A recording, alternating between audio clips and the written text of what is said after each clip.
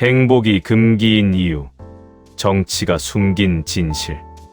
정치는 법과 제도로만 작동하지 않습니다.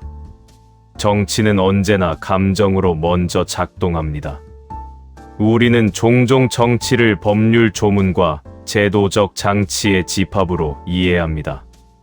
그러나 이러한 이해는 정치가 실제로 사람들을 움직이는 방식을 충분히 설명하지 못합니다. 법은 나중에 등장합니다. 제도는 정당화의 형식으로 나타납니다. 그러나 사람들을 실제로 움직이는 것은 언제나 감정입니다. 정치는 먼저 감정을 조직합니다. 그 다음에 법과 제도를 통해 그 감정을 고정합니다. 이 순서가 바뀌는 일은 거의 없습니다. 불안한 시민은 설명을 요구하지 않습니다. 불안한 시민은 지시를 기다립니다. 이는 시민의 지적 능력이나 도덕성의 문제가 아닙니다. 이는 인간이 위협을 인식할 때 작동하는 보편적인 심리 기제의 문제입니다. 왜냐하면 불안은 질문을 사치로 만들기 때문입니다. 질문은 여유가 있을 때 가능한 행위입니다. 불안한 상태의 인간에게 가장 중요한 것은 이해가 아니라 회피입니다. 불안은 사고를 멈추게 하지는 않습니다. 그러나 사고의 방향을 극단적으로 제한합니다. 불안한 인간은 왜를 묻지 않고 어떻게 피할 것인가만을 생각합니다. 사회심리학은 이 사실을 반복해서 확인해 왔습니다. 불안한 상태의 인간은 비판적 사고를 하지 않습니다. 정보를 검토하지 않고 맥락을 따지지 않으며 대안을 비교하지 않습니다. 그는 정보를 처리하지 않는 것이 아니라 정보를 단순화합니다. 복잡한 세계를 견디기 위해 사고를 축소합니다. 대신 그는 단순한 메시지를 찾습니다. 지금 무엇을 해야 하는지에 대한 지시입니다. 누구를 믿어야 하는지에 대한 답입니다. 어디로 가야 안전한지에 대한 안내입니다. 이 단순한 메시지는 안정을 약속합니다. 불안을 즉시 낮춰주는 것처럼 보입니다. 그러나 그 대가로 질문의 가능성은 사라집니다. 생존이 위협받고 있다고 느낄 때 인간은 질문하지 않고 따릅니다. 이때의 따름은 자발적으로 보이지만 사실상 강요된 선택입니다. 나르지 않았을 때의 위험이 지나치게 크게 제시되기 때문입니다. 선택의 자유는 형식적으로 유지됩니다. 그러나 실질적인 선택지는 하나로 수렴됩니다. 이것이 현대 정치가 사용하는 가장 효율적인 방식입니다. 정치는 바로 이 지점을 활용합니다. 정치는 시민을 설득하기보다 불안하게 만듭니다.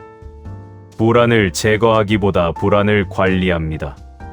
완전히 불안하지 않은 사회는 통치하기 어렵습니다. 완전히 안정된 시민은 명령에 즉각 반응하지 않기 때문입니다. 그래서 정치는 언제나 불행을 완전히 제거하지 않습니다. 오히려 관리 가능한 수준의 불행을 유지합니다. 불행은 문제이지만 동시에 자원입니다. 통치의 관점에서 불행은 조절 가능한 변수입니다. 너무 불행하면 사람들은 폭발합니다. 너무 행복하면 사람들은 통제되지 않습니다. 폭발은 위험합니다. 그러나 통제 불가능성은 그보다 더 위험하게 인식됩니다. 권력은 예측 가능성을 선호합니다. 폭발은 위험하지만 일시적입니다. 행복은 조용하지만 지속적입니다. 그래서 권력이 가장 선호하는 상태는 그 중간 지점입니다. 불안하지만 포기하지는 않은 상태입니다. 불만은 있지만 체제를 의심하지는 않는 상태입니다. 불행하지만 희망을 완전히 버리지는 않은 상태입니다. 이 상태에서 인간은 가장 다루기 쉬워집니다. 그는 바쁘고 피로하며 걱정이 많습니다. 그러나 여전히 내일을 위해 오늘을 견딥니다. 이 견딤은 미덕처럼 포장됩니다. 인내, 책임, 성실이라는 언어가 동원됩니다. 견디는 자는 성숙한 시민으로 칭송받습니다. 조금만 더 버티면 된다는 말은 이 상태를 유지하기 위한 가장 효과적인 언어입니다. 이 문장은 불행을 정당화합니다. 질문을 연기시킵니다. 분노를 미래로 미룹니다. 이 문장은 희망의 언어처럼 들립니다. 그러나 동시에 현재를 침묵시키는 언어입니다. 불행은 여기서 문제가 되지 않습니다. 불행은 오히려 기능합니다. 불행은 통치의 연료가 됩니다. 불행은 사람들을 움직이게 합니다. 불행은 경쟁하게 만들고, 비교하게 만들고, 스스로를 의심하게 만듭니다. 행복한 사람은 이 구조에서 벗어납니다. 그는 덜 두려워합니다. 덜 조급해합니다. 덜 선동됩니다.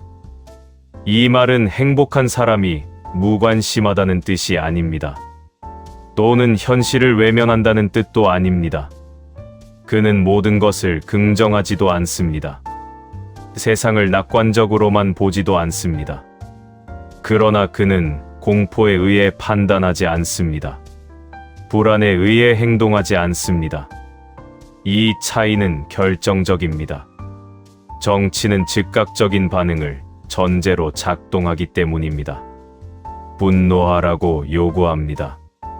두려워하라고 촉구합니다. 편을 가르라고 명령합니다. 지금 선택하라고 재촉합니다. 즉각성은 정치의 핵심 조건입니다. 시간을 주지 않을수록 판단은 단순해집니다. 단순한 판단은 조작하기 쉽습니다.